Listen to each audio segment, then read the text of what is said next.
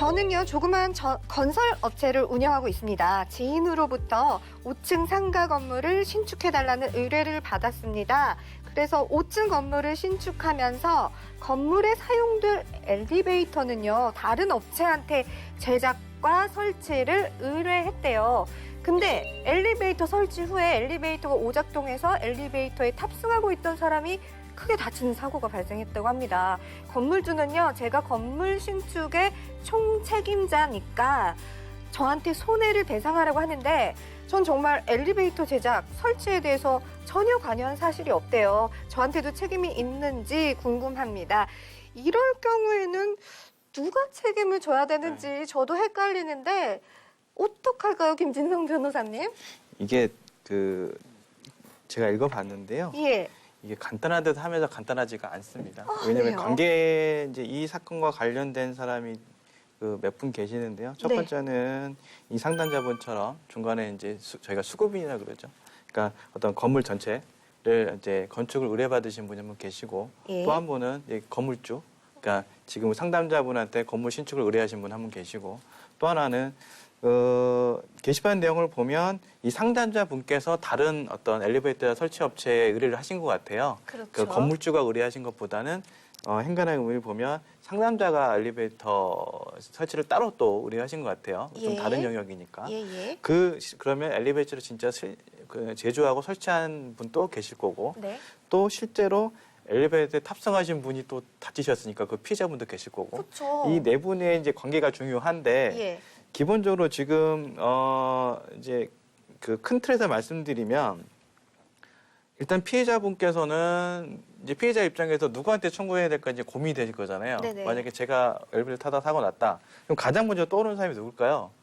건물주겠죠. 그렇죠. 아무래도 건물주한테 손해배상 책임을 물으려고 생각할 것이고. 그렇죠. 그럼 건물주한테 그런 얘기를 하면 건물주는 무슨 얘기 하겠습니까? 난 잘못 없다. 이게 건물 잘못을 신축한 그 사람이 책임져야 된다. 예. 그럼 또 지금 상담자분께서 그럼 난 잘못 없다. 왜 관여도 없다고 하는데 왜 내가 책임지냐. 그 엘리베이터 만든 사람이 책임져라. 그러니까 굉장히 얽히고 섞이는 거거든요. 근데 이제 요걸 정리하면 기본적으로 피해자 입장에서만 먼저 말씀을 드리겠습니다. 피해자 입장에서 보면 건물주도 책임이 있고요.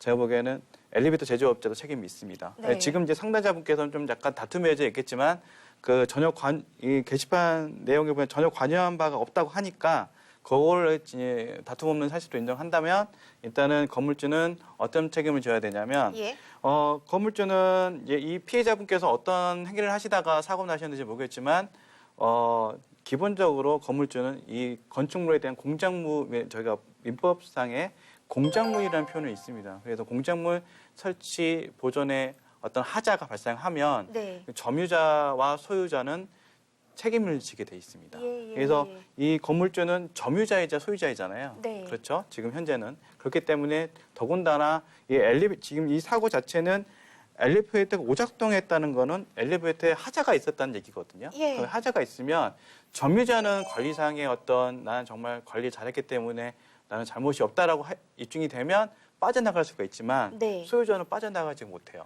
그러니까 하자가 어떤 공작물, 어떤 물건에 하자가 발생해서 누군가에게 손해를 끼쳤다면 예. 그 소유자는 책임 무조건 일단 져야 돼요. 그러면 제가 지금 또 궁금한 건 건물주는 보통 보험을 들어놓잖아요. 네. 뭐 그런 걸서 그럼- 해결되지 않을까요? 그러니까 말씀하신 것처럼 그 배상 책임 보험이 되게 여러 가지가 있지만 보험회사 이런 경우를 대비해서 분명히 건물주는 아마 보험을 들어놨을 겁니다. 예. 그렇다면 이제 더 복잡해지는데요. 일단은 건물주도 책임이 있기 때문에 그 건물주는 이제 피해자가 건물주일 때 손해배상 청구를 하면 건물주는 다시 그 보험사에 연락할 것이고 네. 보험사는 그 피해자한테 손해배상 청구한 다음에 그다음에 뭐 하겠습니까? 실제적인 구상권을 행사합니다. 네. 그러면 그 구상권 행사할 수 있는 사람이 누구냐가 또 중요한 건데 이 구상권 행사자를 누구냐 찾는 과정은 결과적으로 근본적인 이 책임의 소재자가 누구냐 네. 그걸 찾아야 되는 겁니다. 그러면 여기서 보시면 이 건설업체를 운영하고 이 상담자분께서는 건물을 신축하긴 하셨지만 네. 결국 엘리베이터 제작은 관여하시지 않으셨던 것 같아요. 예. 그렇다 그러면 저희가 민법상 얘기한 도급계약인 거거든요. 그러니까 그 건물주가 건물 신축을 의뢰한 것도 도급계약이지만 그 도급계약 안에 이제 하도급계약이라고 표현을 하지만 그 건물 신축하는 건 또 다른 네. 엘리베이터 제작을 또 도급계약을 준 거거든요. 예. 새로운. 그렇다면 그 엘리베이터 설치나 어떤 제조학에 그 상단적인 관여를 전혀 안 하셨다면 관여하셨다면 책임이 있습니다. 사용자 책임을 물을 수 있거든요. 네네. 관리자로서 책임을 물을 수 있는데 말씀하신 것처럼 전혀 관여하지 않으셨다면 이분은 도급계약 같은 경우에는 도급인의 책임은 기본적으로 없습니다. 아, 예, 예외적으로 이제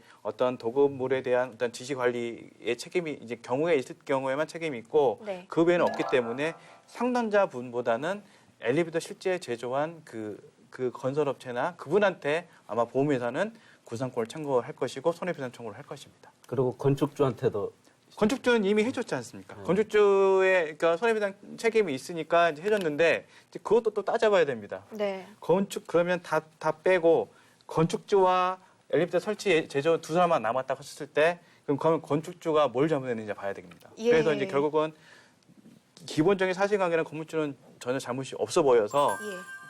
일단 그 피해자에 대한 손해배상 청구를 다 해줘야 되지만 네. 다시 그 돈 그대로 청구할 수가 있어 보입니다. 아, 왜냐하면 건물주 이 상황에서 건물주에게 책임을 물 만한 게 별로 없어 보여요. 왜냐하면 정상적으로 엘리베이터에 대해서 설치 의뢰를 했고 관여한바도 없고 정기적으로 뭐 엘리베이터 이제 얼마나 지났는지 모르겠지만 엘리베이터의 관리를 제대로 하고 있었다 그러면 건물주가 잘못한 게 없잖아요.